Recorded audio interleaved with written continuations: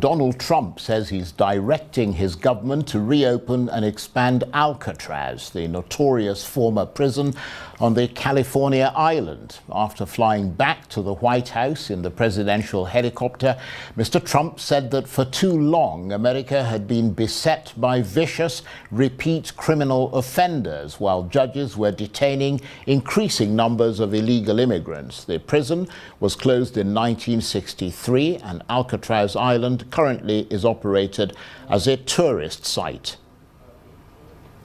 Where did you get the idea for reopening Alcatraz? Just an idea I've had, and I guess because the judges, so many of these radicalized judges, they want to have trials for every single, think of it, every single person that's in our country illegally, that came in illegally. That would mean millions of trials, and it's just so ridiculous what's happening. And it's long been a symbol, Alcatraz, of whatever it is. I mean, you know, it's a sad symbol, but it's a symbol of law and order. And, you know, it's got quite a history, frankly. Yeah. So I think we're going to do that, and we're looking at it right now. Donald Trump. Well, for more on this, I'm joined now on the line from California by the chief Republican strategist, Erol Morkoc. Erol, thank you very much indeed for joining us. So first of all, just remind us of the notoriety of Alcatraz. I mean, it's probably America's most infamous prison, isn't it? I think it's infamous, but also infamous kind of in the sense that it's been romanticized in a way, and that's why there are so many tours there. That's why it's such a tourist attraction. It's kind of bizarre. You would admit, you know, you come to visit a city and, oh, come see our prison. I mean, I've seen that in a few cities around the world, but it's always an island prison, so it creates a tourist destination. And the fact that nobody was supposed to be able to escape from Alcatraz, it's surrounded by, you know, stormy waters with great white sharks and various complications, and then three men actually did manage to escape, and they became sort of legendary, and the prison has its legendary background. But I think that's sort of what brings us to the situation at hand. That is a place that used to represent law and order. The mainland in San Francisco, about an hour from where I'm sitting right now, I couldn't park my car in downtown San Francisco without the windows being broken. I wouldn't feel safe taking my wife to walk in the street in San Francisco after hours. It's a very dangerous, unhappy place currently, and it's comical that the prison that used to be that they shut down now is something that's actually probably very well needed for the city, and a talisman to law and order. I think that's where Donald Trump is coming with on this new idea. And just to mention, I mean, it's had some very notorious inmates, such as Al Capone and Machine Gun Kelly. And as you mentioned, it's a very harsh place. I mean, is it practical to reopen it and reinstate it as a prison where criminals will be sent? It certainly is practical from a builder's capacity. I mean, it's an outdated prison in the same sense.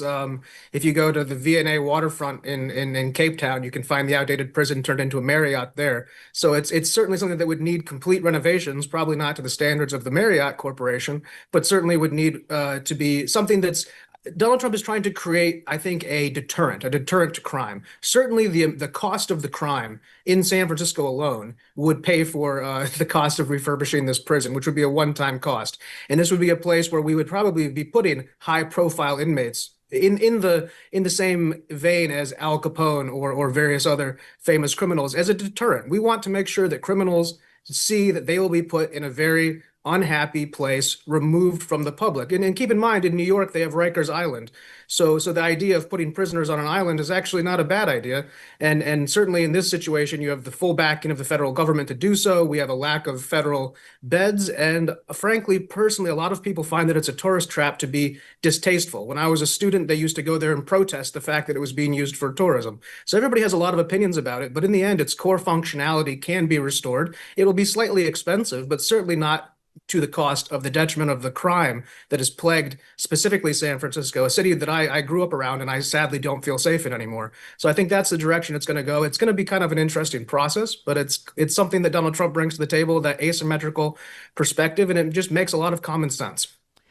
Well, I mean, let's just stay with that issue of the cost, because it doesn't seem like the kind of idea that Elon Musk and his Department of Government Efficiency would have endorsed. I mean, because the reason Alcatraz was closed in the 1960s was that it was outmoded then. So one imagines it's going to take a heck of a lot of money to reinstate it. Yeah, absolutely. I think it cost about 3 times as much as any federal prison to operate because of its water location. So all the goods need to be brought in by ship, and it's inconvenient and slow. In this case, it's not a place either that has the volume to hold like a substantial amount of people. This is very much a design to be a mechanism of let's say deterrence. It's certainly not something that's going to house tens of thousands of people. It's going to be for the worst offenders, the people who we can't get out of the country right away, but they're in the process, they're in their due process of being sent back to wherever they came from. And I think it's going to be something that the cost, again, it's a lot if you take it away in one block. But if you were to take the cost of the crime in San Francisco, which is billions and billions and billions of dollars, and that's not even discussing the lost revenue, the detraction on property values, the amount of businesses and people fleeing the city. I mean, that all adds up. We're in the tens of billions of dollars. So the cost of reopening this at a couple $100 million, I'm sure it'll ruffle some feathers for the Doge absolutists. But in the end, it's a small cost for, I think, an optical deterrent and something that is underutilized piece of federal, let's go, penitentiary equipment. And I think that they can find a way to make it valuable to the American people. If we can get the crime reduced in San Francisco, we can offset the cost of the prison. But I do concede that it is a more expensive prison and geographic location to run. Well, I mean, beyond what you were just saying, I mean, we understand that the US federal prison as a whole is down about 25% from its peak population in 2013. So there are apparently a lot of empty beds in the US Federal Bureau of Prisons. So it's not clear, is it, that a new federal penitentiary is necessary?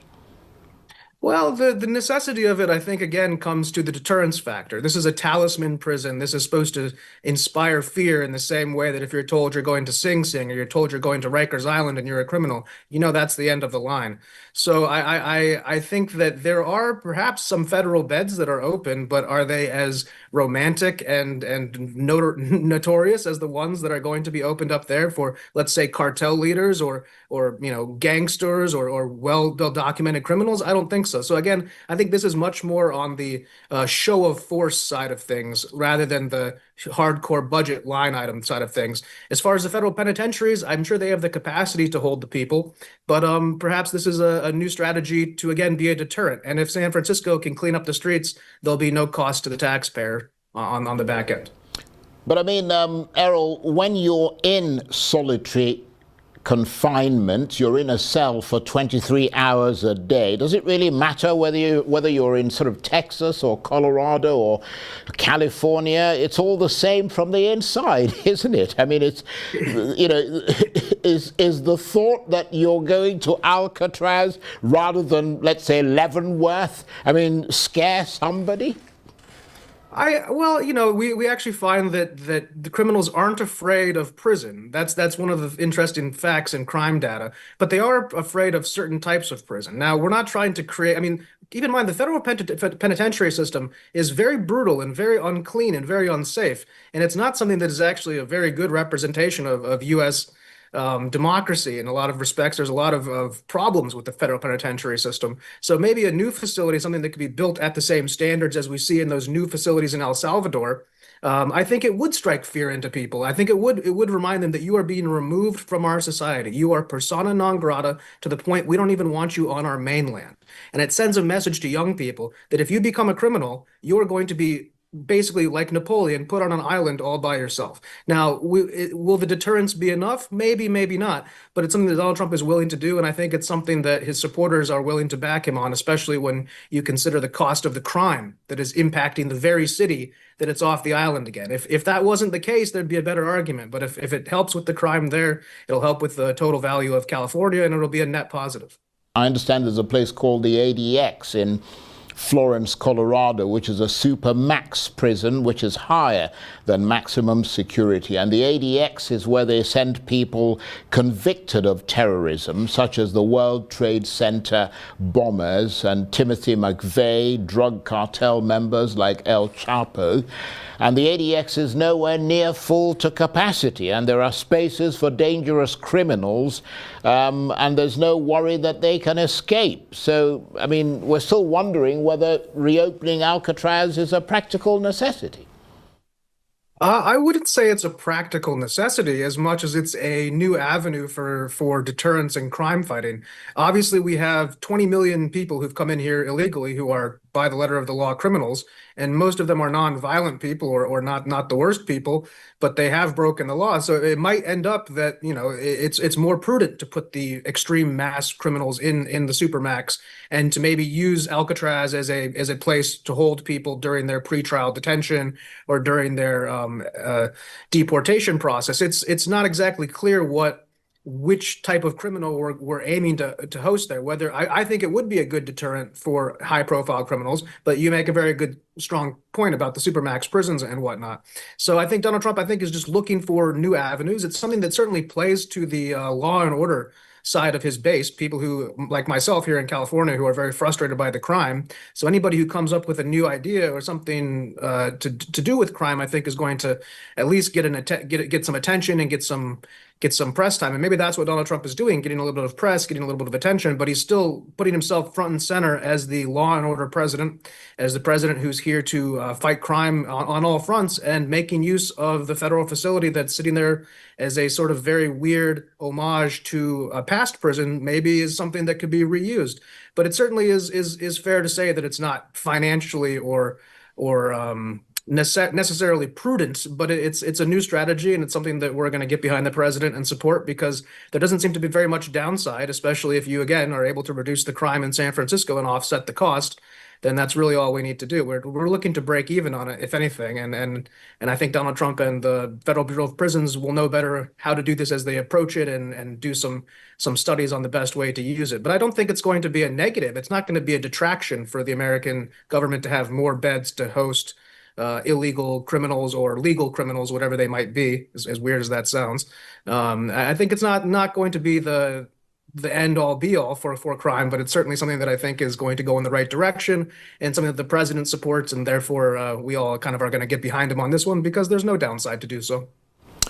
Erol, thanks very much indeed. Erol Morkoc is the chief Republican strategist. He was talking to me on the line there from California.